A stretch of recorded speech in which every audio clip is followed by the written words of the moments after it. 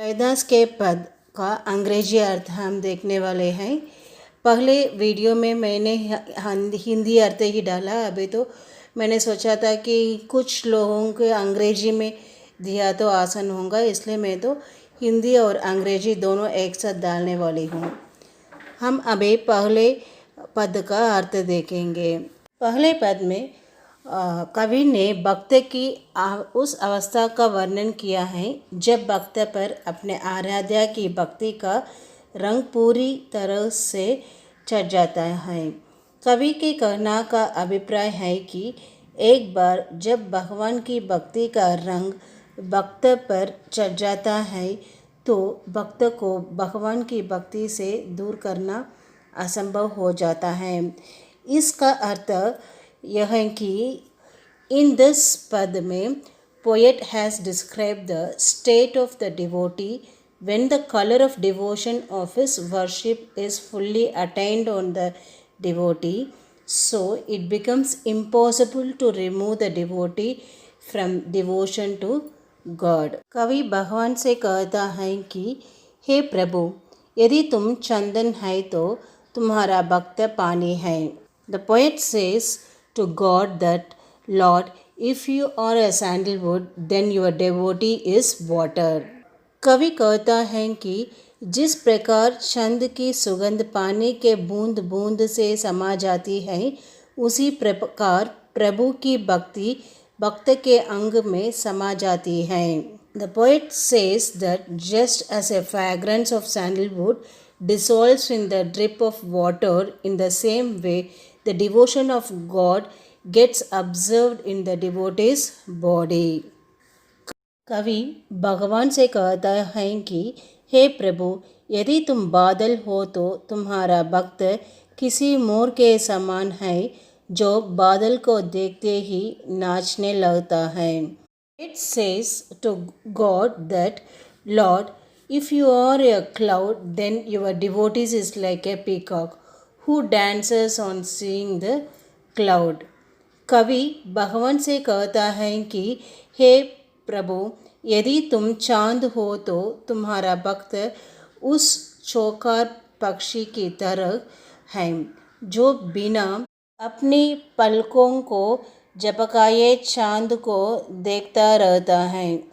The poet tells the Lord that if you are the moon, then your devotee is like a dagger that looks the moon without blinking its eyelids.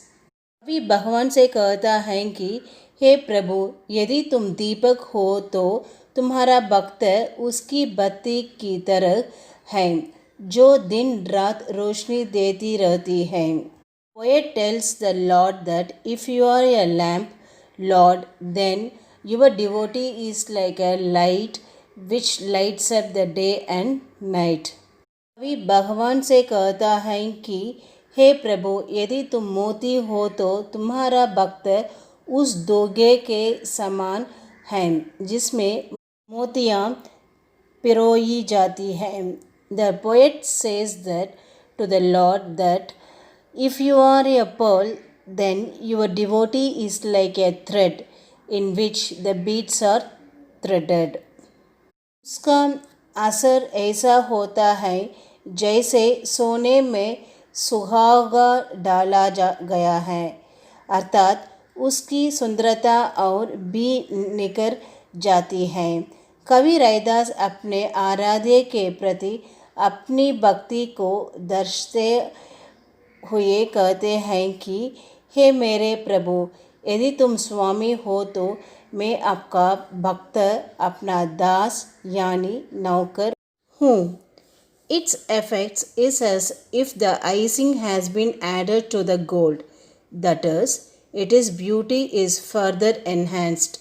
The poet Raidas shows his devotion to his adoration and says, My Lord, if you are a Lord, then I am your devotee, your servant. दूसरा पद का व्याख्या। इस पद में कवि भगवान की महिमा का बखान कर रहे हैं। Explanation. In this verse, the poet is telling the glory of God. कवि कहते हैं कि हे मेरे स्वामी, तुझ बिना मेरा कौन है। अर्थात कवि अपने आराध्य को ही अपना सब कुछ मानते हैं। The poet says that he who is my lord, तुझ बिन मेरा that is the poet considers his adorable as his everything.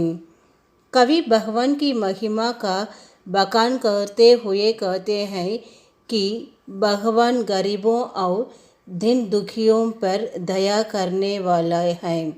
उनके माथे पर सजा हुआ मुकुट उनकी शोभा को बढ़ा रहा है। Poet speaks of the glory of God, saying that God is merciful to the poor and afflicted. The crown decorated on his forehead magnified his glory. कवि कहते हैं कि भगवान में इतनी शक्ति है कि वे कुछ भी कर सकते हैं और उनके बिना कुछ भी संभव नहीं है। The poet says that God has so much power that he can do anything and nothing is possible without him. कवि कहते हैं कि भगवान के छूने से अछूत मनुष्यों का भी कल्याण हो जाता है, क्योंकि भगवान अपने प्रताप से किसी नीचे जाति के मनुष्य को भी ऊंचा बना सकते हैं। अर्थात भगवान मनुष्य के द्वारा किए गए कर्मों को देखते हैं, न कि किसी मनुष्य की जाति को। Poet says that untouchable human beings are also benefited by the touching of God, because God can elevate even a lowly man in his majesty. That is, God sees the deeds done by humans and not any human race. कवि उदाहरण देते हुए कहते हैं कि जिस भगवान ने नामदेव, कबीर, त्रिलोचन, साधना और सैनु जैसे संतों का उद्धार किया था, वही बाकी लोगों का भी उद्धार करेंगे। The poet gives an example that the God who saved saints like Namdev, Kabir, Trilochan, Sadhana and Sainu will also save the rest. कवि कहते हैं कि हे सज्जन व्यक्तियों, तुम सब सुनो, इस हरि के द्वारा इस संसार में सब कुछ संभव है। The poet says, "Oh gentlemen, listen to all of you. Everything is possible in this world through that Hari. Without God, everything is impossible. With God, everything is possible. So you all believe in God and do your work, do your regularly prayer to achieve all your goals easily. So hard work and the prayer helps you to achieve your goal in an easy way."